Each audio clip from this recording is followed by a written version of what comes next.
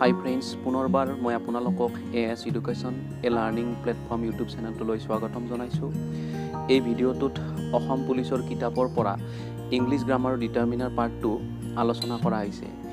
অসম পুলিচৰ কিতাপখনৰ ইয়াৰ আগত মই দুটা ভিডিঅ' বনাইছোঁ।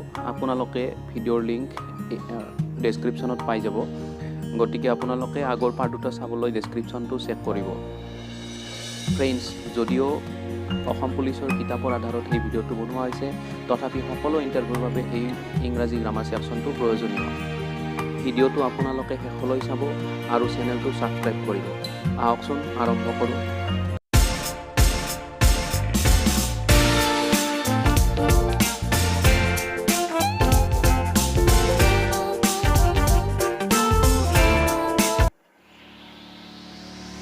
এক নম্বৰটো হ'ল হি ইজ ডেছ অনেষ্ট বয়।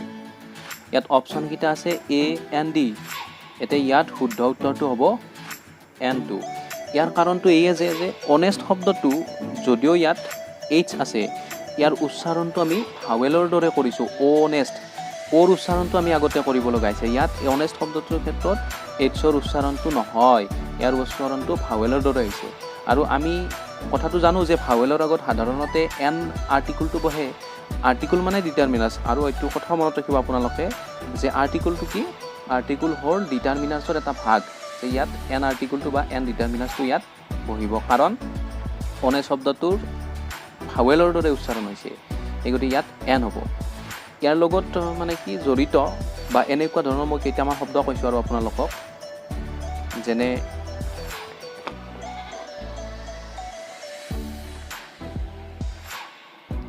এই এটা শব্দ আছে আৰু অনাৰেবল, HONOURABLE,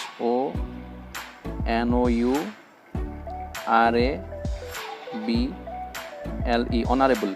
অনাৰেবল শব্দটোৰ আগতো মনত ৰাখিব আপোনালোকে যে এন বহে, এন অনাৰেবল। সেইটো নাহে, এইটো আহিব পাৰে। ইয়াত অনেষ্ট আছে, মই ইয়াৰ লগত জড়িত আৰু বেলেগ কেইটামান শব্দ কৈ আছোঁ যে অনেষ্ট, ইয়াতে এন অনেষ্ট হ'ব আৰু অনাৰেবল থাকিলেও কি হ'ব? এন অনাৰেবল হ'ব। আৰু এনেকুৱা আছে an hour, HOUR, hour. Hour শব্দটো যদিও আগত H আছে, কনচনেণ্ট আছে, তথাপি ইয়াৰ উচ্চাৰণটো ভাৱেলৰ দৰে হৈছে, গতিকে ইয়াত এন আৱাৰ হ'ব। আহকচোন ইয়াৰ পাছৰটো চাওক কি আছে। ইয়াৰ পাছৰটো আছে গিভ হিম ডেছ 1 rupee কইন। অপশ্যনকেইটা আছে A and D। আপোনালোকে ইয়াত এটা কথা মনত ৰাখিব, 1 rupee শব্দটোৰ আগত বা 1ৰ আগত A আৰ্টিকুল বহে, A বহে, সদায় বহে। বাক্যটো যিয়ে নহওক কিয়, যদি 1 শব্দটো থাকে, তেতিয়া তাৰ আগত আমি কি আৰ্টিকুল বহাম? A আৰ্টিকুলটো 1ৰ আগত বহাম। এইটো সদায় বহে, এইটো কথা মনত ৰাখিব। 3 নম্বৰটো কি আছে? There is dash university at Guwahati. আমি এই শব্দটো মন কৰিম যে ইউনিভাৰ্চিটি শব্দটোৰ আগত সদায় A আৰ্টিকুল বহে। কিয়নো? ইয়াৰ কাৰণটো এইটোৱে যে যদি ইউটো এটা ভাৱেলৰ আগত সাধাৰণতে এন বহে, কিন্তু ইউনিভাৰ্চিটি শব্দটোৰ আগত কিন্তু A বহিব। ইয়াৰ কাৰণ এইটোৱে যে ইউ ভাৱেলটোৰ উচ্চাৰণ যদি ইউৰ দৰে হয়, ইউনিভাৰ্চিটি শব্দটো আমি মাততে ইউ উচ্চাৰণ কৰিছোঁ, ইউনিভাৰ্চিটি ইউৰ দৰে হৈছে, গতিকে সেই ইউৰ উচ্চাৰণটো ইউৰ দৰে হোৱা বাবে ইউনিভাৰ্চিটি শব্দটোৰ আগত A আৰ্টিকুলটো বহিব।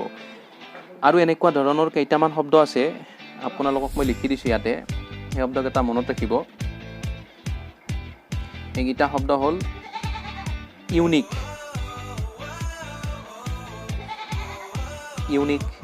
শব্দটোৰ আগতো কি বহিব? A ইউনিক বহে। তাৰে পিছত আৰু আছে ইউনিকটো মাততে ইউৰ দৰে উচ্চাৰণ হৈছে, এই গতিকে ইউনিক শব্দটোৰ আগত A বহিব। আৰু আছে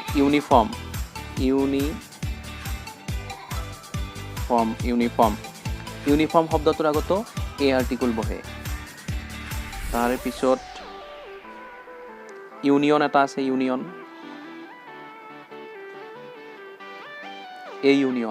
শব্দটোৰ আগতো A আৰ্টিকুলটো বহে। এইটো কথা মনত ৰাখিব যে ইংৰাজী শব্দটোৰ প্ৰথম আখৰটোৰ উচ্চাৰণ মানে ইউটোৰ উচ্চাৰণ ইউৰ দৰে হৈছে, সেই গতিকে এইবিলাকৰ আগত যদিও ভাৱেল ইউটো, তথাপি ইয়াৰ আগত A আৰ্টিকুলটো বহে।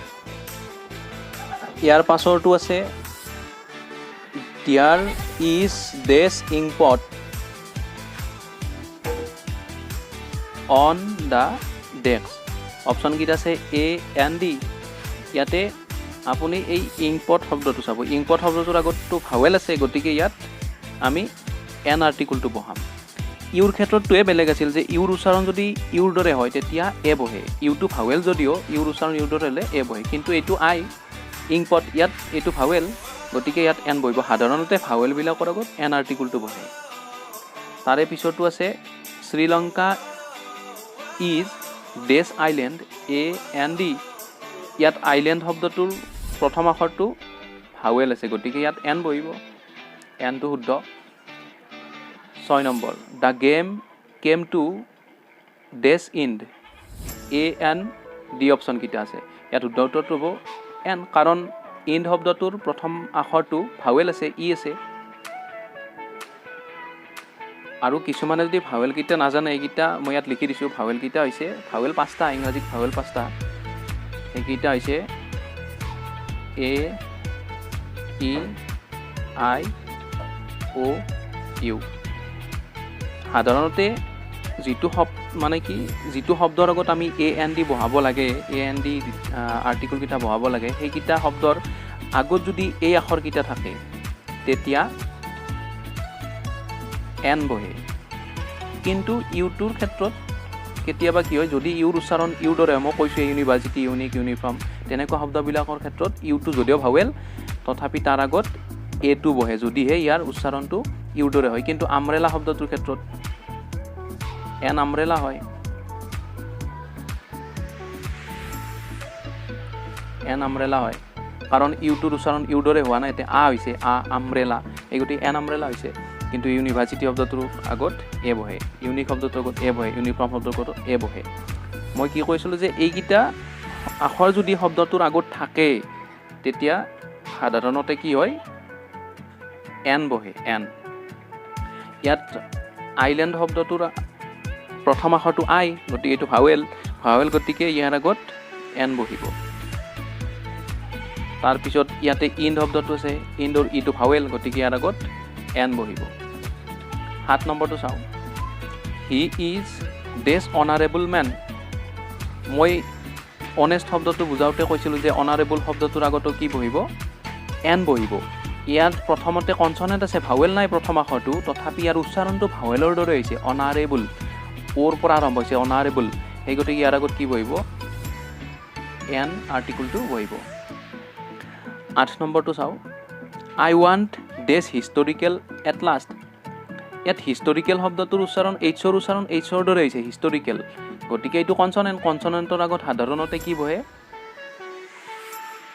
এ বহে, গতিকে ইয়াত এটো শুদ্ধ হ'ব। কনচনেণ্ট মানে ব্যঞ্জন বৰ্ণ, ভাৱেল মানে স্বৰ বৰ্ণ, এইটো কথা মনত ৰাখিব। 9 নম্বৰ he is dash M A N the. অপশ্যনকেইটা আছে, ইয়াত শুদ্ধ উত্তৰটো হ'ব এন এম এ।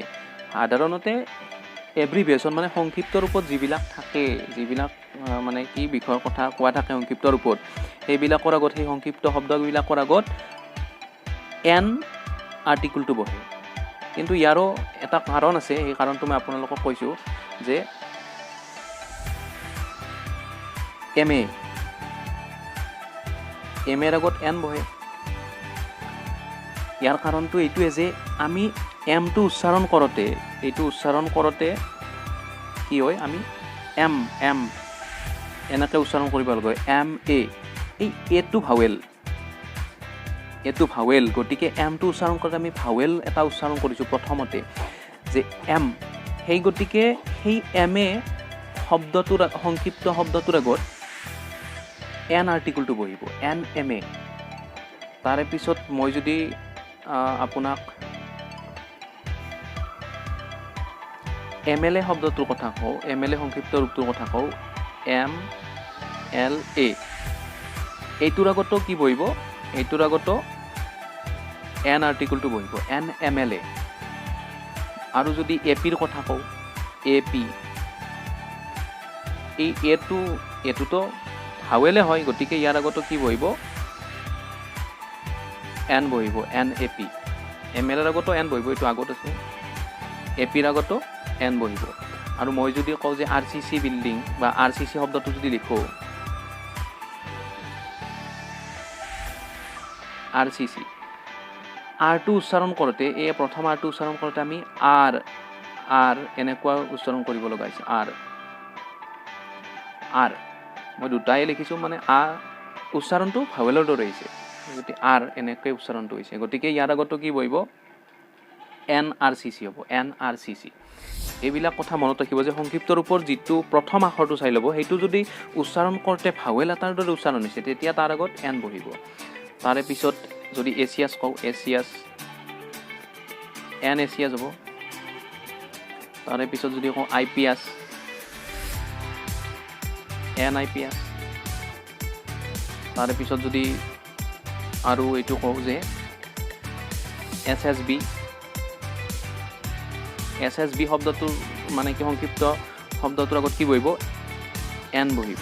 কাৰণ এই প্ৰথম এছটো উচ্চাৰণ কৰোঁতে এছ উচ্চাৰণটো এৰে আৰম্ভ হৈছে, SSB, গতিকে তাৰ আগত NSSB বহিব। ইয়াৰ উপৰি কিছুমান সংক্ষিপ্ত শব্দ আছে, সেইবিলাকৰ আগত N নবহে, সেইবিলাকৰ কথা মই কৈছোঁ। যে যদি আপোনাক কয়, ইয়াতে আপোনাক কৈছিলে হি ইজ ডেছ MA, মই ইয়াত কৈছোঁ যে হি ইজ এন MA হ'ব। কিন্তু হি ইজ যদি ডেছ BA থাকিল হয়, ইয়াতে BA, এই BA সংক্ষিপ্ত ৰূপটোৰ আগত কিন্তু N নবহে, সেইটোৰ আগত A বহিব। যদি এইটো এনেকুৱা হ'ল হয় যে হি ইজ ডেছ BA, তেতিয়া আমি হি ইজ ABA লিখিব লাগিল হয়, ABA। কাৰণ এই বিটো আপুনি চাওক যে এই বিটো উচ্চাৰণ কৰোঁতে বৰ দৰে আহিছে, বা অসমীয়াৰ লগত যে মিলাইছোঁ বৰ দৰে আহিছে। বট হ্ৰস্বইকা যদি আমি লগাই দিওঁ, তেতিয়া বি, আৰু সেইটো উচ্চাৰণ কৰোঁতে অসমীয়াৰ লগতো মিলাই চাব পাৰি, এইটো যে অসমীয়াৰ উচ্চাৰণ কৰোঁতে বৰ দৰে হৈছে, বটোতো ব্যঞ্জন বৰ্ণ হয়, কনচনেণ্ট হয়, গতিকে তাৰ আগত এ বহিছে, এনেকৈ আমি ভাবিব পাৰোঁ।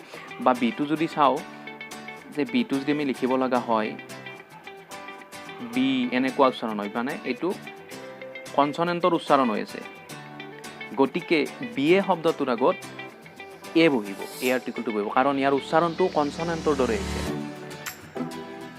আৰু যদি আপোনাক কয়, মই ইয়াতে দেখাইছিলোঁ যে SSBৰ আগত N লিখিছোঁ, কিন্তু যদি আপোনাক BSF বুলি কয়,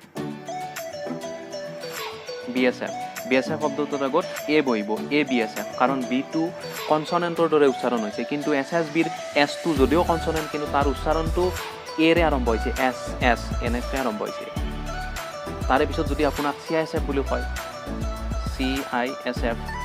CISFটোৰ আগত কিন্তু এ বহিব, কাৰণ চিটোৰ উচ্চাৰণ কনচনেণ্টৰ দৰে হৈছে, CA হৈ আছে, CISF। বাৰু এই কনচেপ্টখিনি আপোনালোকে ভালদৰে মনত ৰাখিব, তেতিয়াহ'লে আপোনালোকে বিভিন্ন ধৰণৰ ইণ্টাৰভিউত অহা এই আৰ্টিকুলৰ মানে কি প্ৰশ্নবিলাক অনায়াসে কৰিব পাৰিব, সহজতে কৰিব পাৰিব। আৰু মই যেনেকৈ বুজি পাওঁ কথাখিনি, তেনেকৈ আপোনালোকক বুজাবলৈ চেষ্টা কৰিছোঁ। আৰু ফ্ৰেণ্ডছ, যদি ভিডিঅ'টো ভাল লাগে, আপোনালোকৰ বন্ধুসকলৰ লগত শ্বেয়াৰ কৰিব, লগতে আৰু এই চেনেলটো ছাবস্ক্ৰাইব কৰি দিব, যাতে মই পুনৰ আপোনালোকলৈ এনেকুৱা ধৰণৰ কনচেপ্টবিলাক আনিব পাৰোঁ। বাৰু এতিয়া ইয়াৰ পাছৰ প্ৰশ্নটো চাওঁ। পাছৰ প্ৰশ্নটো 10 নম্বৰটো, চি বট ডেছ আমব্ৰেলা, অপশ্যনকেইটা আছে AND। ইয়াতে আমব্ৰেলা উচ্চাৰণটো ইউটো ভাৱেল আছে, গতিকে এইটো আমি কি লিখিব পাৰোঁ? এন হ'ব, কাৰণ ভাৱেলৰ আগততো N বহে, এইটো কথা। ইউৰ উচ্চাৰণটো ইউৰ দৰে হ'লেহে এ বহে, এইটোতো ইউৰ উচ্চাৰণটো হৈছে, আমব্ৰেলা, গতিকে N বহিব। 11 নম্বৰ, the cow is dash useful animal. ইয়াত অপশ্যনকেইটা আছে AND। এতিয়া কথাটো হ'ল কি, যে ইয়াত যদি মই ইউজফুল শব্দটো যদি মাতোঁ, ইউটো ইউৰ দৰে উচ্চাৰণ হৈছে, গতিকে ইয়াৰ আগত কি বহিব? ইউজফুলৰ আগত কি বহিব? এ বহিব, N নবহে। ইয়াত আমব্ৰেলাটোত কিন্তু N বহিছে, N আমব্ৰেলা, কিন্তু ইউজফুলটোৰ আগত কি বহিব? ইউটো ইউৰ দৰে উচ্চাৰণ হোৱাৰ বাবে ইয়াৰ আগত এ বহিব, এ ইউজফুল এনিমেল, এইটো কথা মনত ৰাখিব।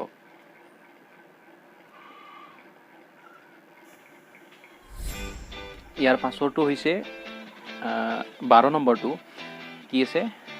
আই ছ ডেছ ওৱান আইড মেন। ইয়াতে মই আগতে কৈছিলোঁ যে 1 rupee কইন এটা আছিলে বা 1 rupee নোট তেনেকুৱা শব্দ পাইছিলোঁ আমি আগতে তাৰ আগত মানে কি 1 টো থাকিলে তাৰ আগত আমি কি বহাব লাগে এ বহাব লাগে এইটো কথা মনত ৰাখিব 1ৰ আগত যদিও ভাৱেল অ'টো যদিও ভাৱেল কিন্তু এইটো ব্যতিক্ৰম 1 শব্দটোৰ আগত সদায় এ ডিটাৰমিনাৰটো বহে বা এ আৰ্টিকলটো বহে তাৰে পিছতো আছে 13 নম্বৰ English is spoken by dash English is spoken by dash English এইটো কি আছে যে ইংলিছ শব্দটো আমি মন কৰিব লাগিব ইংলিছ শব্দটোৰ আগত যদিও ভাৱেল আছে কিন্তু এইটো নিৰ্দিষ্টকৈ কৈছে এইটো কেপিটেল লেটাৰ আছে মানে কি ইংলিছ মানে ইয়াত মানুহবোৰৰ কথা কৈছে ইংৰাজী মানুহবিলাকৰ কথা কৈছে মানে গতিকে এইটো নিৰ্দিষ্টকৈ যেহেতুকে কৈছে যে ইংৰাজী ভাষাটো ইংৰাজী মানুহবিলাকৰ দ্বাৰা কোৱা হয় এইটো নিৰ্দিষ্টকৈ কৈছে নিৰ্দিষ্টকৈ ক'লে তেতিয়া আমি দা আৰ্টিকলটো বহাব লাগে ইয়াত দা হ'ব আৰু এইটো কেপিটেল লেটাৰ আছে এইটো ইংৰাজী মানুহবিলাকক কৈছে এইটো এটা গোটেই মানৱ জাতিটোকে কৈছে ইংৰাজী গোটেই মানৱ জাতিটোক কৈছে গতিকে ইয়াত নিৰ্দিষ্টকৈ কৈছে ইয়াত দা আৰ্টিকলটো বহিব তাৰে পিছত আছে 14 নম্বৰ we shall start after dash breakfast ইয়াত এই ব্ৰেকফাষ্ট শব্দটো নিৰ্দিষ্টকৈ বুজাইছে মানে কি উই শেল ষ্টাৰ্ট আমি আৰম্ভ কৰিম উই শেল ষ্টাৰ্ট আফটাৰ দ্য ব্ৰেকফাষ্টৰ পাছত আমি আৰম্ভ কৰিম মানে ইয়াতো এইটো নিৰ্দিষ্টকৈ কৈছে গতিকে ইয়াত দা আৰ্টিকলটো বহিব আপোনালোকে বাক্য দুটা মনত ৰাখি থ'ব পাৰে যে English is spoken by the English we shall start after the breakfast যদি নিৰ্দিষ্টকৈ কয় তেতিয়া দা আৰ্টিকলটো বহিব আৰু ইয়াতে শেষত আছে শেষত থাকিলে আমি গমেই পাওঁ যে শেষত থাকিলে ইয়াত সাধাৰণতে নিৰ্দিষ্টকৈ বুজায় এনেকুৱা শব্দবোৰ যদি থাকে শেষত তেতিয়া এইটো নিৰ্দিষ্টকৈ বুজায় তাৰে পিছত আছে 15 নম্বৰ the road is dash most used of all ইয়াত অপশ্যনকেইটা আছে এ এন ডি আপোনালোকে এইটো কথা মনত ৰাখিব যে মষ্ট শব্দটো যদি থাকে এই মষ্ট শব্দটোৰ আগত সদায় দা আৰ্টিকলটো বহে গতিকে ইয়াত বেলেগ ভাবিবলগীয়া একো নাই মষ্টটো থাকিলে ডাইৰেক্ট দা আৰ্টিকলটো বহাই দিলে হ'ল তাৰে পিছৰটো হৈছে she is dash best girl in the class অপশ্যনকেইটাতো একেই এ এন ডি গতিকে ইয়াত আৰু এইটো কথা মনত ৰাখিব যে ইয়াত বেষ্ট আছে বেষ্টৰ আগতো সদায় দা আৰ্টিকলটো বহে যেনেকৈ মষ্ট শব্দটোৰ আগত সদায় দা আৰ্টিকল বহে তেনেকৈ এই বেষ্ট শব্দটোৰ আগতো সদায় দা আৰ্টিকলটো বহে তাৰে পিছতো 17 নম্বৰ dash Bible is a sacred book অপশ্যনকেইটা এ এন ডি ইয়াৰে এইটো বাইবেল এখনেই আছে গতিকে এইটো নিৰ্দিষ্টকৈ বুজাইছে আৰু সেই গতিকে ইয়াৰ আগত দা আৰ্টিকলটো বহিব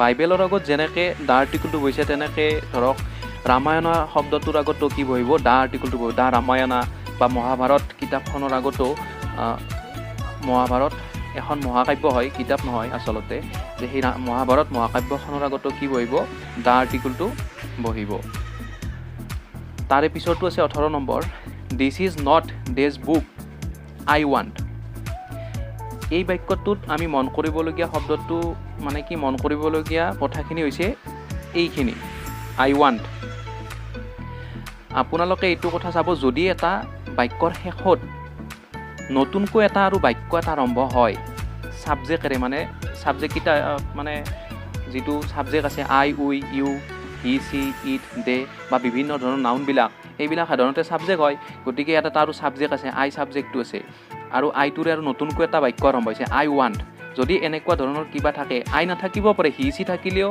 বা দে থাকিলেও বা কিবা বেলেগ ছাবজেক্ট থাকিলেও যদি নতুনকৈ এটা বাক্য আৰম্ভ হোৱা থাকে তেতিয়া সদায় খালী ঠাইখিনিত দা আৰ্টিকলটো বহে দিছ is not the book I want ইয়াত যদিও বিটো কনচনেণ্ট তথাপিও ইয়াৰ বুকৰ আগত এ আৰ্টিকলটো নবহে ইয়াত দা আৰ্টিকলটো বহে ইয়াৰ কাৰণ এইটোৱে যে শেষত মানে কি বাক্যটোৰ শেষত আৰু এটা নতুনকৈ বাক্য আৰম্ভ হোৱা আছে ইয়াৰ পাছৰটো হ'ল she will return after dash hour শব্দটো আমি যদি উচ্চাৰণ কৰোঁ এইচৰ উচ্চাৰণ নহয় ইয়াত ভাৱেলৰ উচ্চাৰণ হয় অ'ৰ পৰা উচ্চাৰণ হৈছে গতিকে এই শব্দটোৰ আগত এন বহিব এন আৱাৰ তাৰে পিছৰটো আছে dash pupil should obey his teacher pupil শব্দটোৰ প্ৰথম আখৰটো কনসনেণ্ট গতিকে এইটোৰ আগত এ আৰ্টিকলটো বহিব এ পিউপিল 21 নম্বৰ আই হেভ সিন দেশ তাজমহল ইয়াত কি হ'ব তাজমহল এটাই আছে গোটেই পৃথিৱীত এটাই তাজমহল আছে গতিকে ইউনিক বস্তু হয় এইটো গতিকে ইয়াৰ আগত কি বহিব দা আৰ্টিকলটো বহিব যিবিলাক বস্তু ইউনিক হয় দা মুন দা সান বা আগতে মই কৈছোঁ দা বাইবেল দা মহাভাৰত তেনেকৈ এইটো তাজমহল এটাই আছে গতিকে ইয়াৰ আগত দা আৰ্টিকলটো বহিব দা তাজমহল হ'ব তাৰপিছৰটো হ'ল দেশ Frank revolution is a great event ইয়াত এইটো নিৰ্দিষ্টকৈ কৈছে ফ্ৰেংক বা ইয়াৰ ফ্ৰেঞ্চ উচ্চাৰণো কৰিব পাৰি ফ্ৰেঞ্চ বা ফ্ৰেংক এই দুটা উচ্চাৰণ কৰিব পাৰি ফ্ৰেংক ৰিভলিউশ্যন এইটো এটা নিৰ্দিষ্টকৈ কোৱা হৈছে এটা ৰিভলিউশ্যনৰ কথা কোৱা হৈছে বিদ্ৰোহৰ কথা কোৱা হৈছে গতিকে ইয়াত দা আৰ্টিকলটো বহিব তাৰে পিছৰটো হ'ল দেশ Himalaya is the highest mountain in the world Himalaya পৰ্বত এখনেই আছে গতিকে ইয়াৰ আগত কি বহিব দা আৰ্টিকলটো বহিব ফ্ৰেণ্ডছ আজিলৈ ইমানে ইয়াৰ পাছৰ ভিডিঅ'টো পাবলৈ আপোনালোকে মোৰ চেনেলটো ছাবস্ক্ৰাইব কৰি দিব আৰু আপোনালোকৰ বন্ধুসকলৰ লগত শ্বেয়াৰ কৰিব ছাবস্ক্ৰাইবাৰ বাঢ়িলেহে বা ভিউ বাঢ়িলেহে মোৰ ভিডিঅ' বনোৱাৰ নিচাটো থাকে গতিকে আপোনালোকে সোনকালেই ছাবস্ক্ৰাইব কৰি দিব আৰু মোৰ ছাবস্ক্ৰাইবাৰ বঢ়াত সহায় কৰি দিব